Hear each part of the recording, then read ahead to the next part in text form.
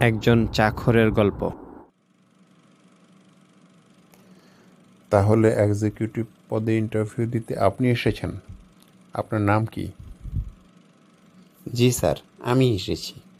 Sir, নাম বাংলায় বলবো নাকি ইংরেজিতে বলবো? বাংলাতেই বলুন। স্যার, রবিন ইসলাম। আর ইংরেজিতে?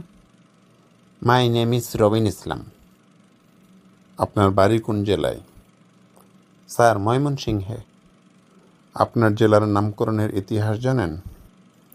সঠিকটা জানি না, কিন্তু আমার ধারণা একসময় ময়মন নামের কোনো মহিলা সিংহ পালন করত, সেখান থেকেই ময়মনসিংহের নামকরণ।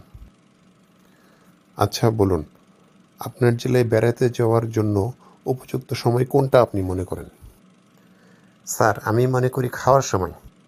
মানে আমি বলতে চাচ্ছিলাম কোন টাইমে যাওয়াটা ভালো।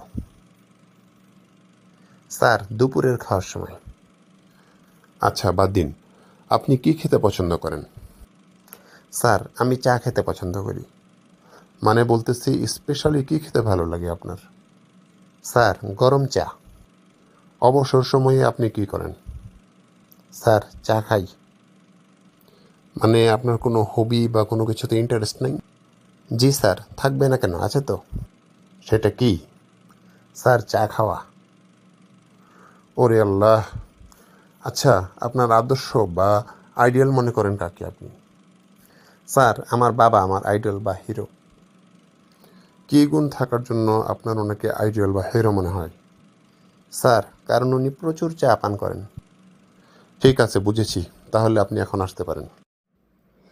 আমাদের ভিডিওগুলো যদি ভালো লাগে এবং এরকম ভিডিও যদি আরও পেতে চান, তাহলে লাইক দিয়ে সাবস্ক্রাইব করে বা ফলো করে আমাদের সাথে থাকুন।